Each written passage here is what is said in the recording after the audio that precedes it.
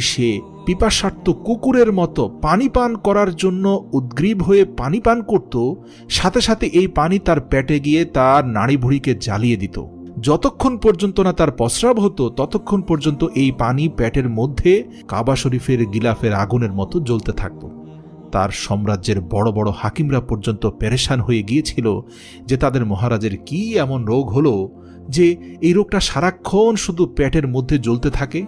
এদিকে পানির পিপাসা ছাড়া সে বাঁচেও না, আর পানি খেয়ে শুধু পেটের যন্ত্রণায় ভুগতে থাকে। এমন কোনো রাত ছিল না যে রাজদরবারের মানুষরা শান্তিতে ঘুমাতে পারত, কেননা সারা রাত ইয়াজিদ চিৎকার চেঁচামেচি করত, কষ্ট যন্ত্রণা সহ্য করতে না পেরে দেয়ালের সাথে নিজের মাথা বাড়িয়ে দিত।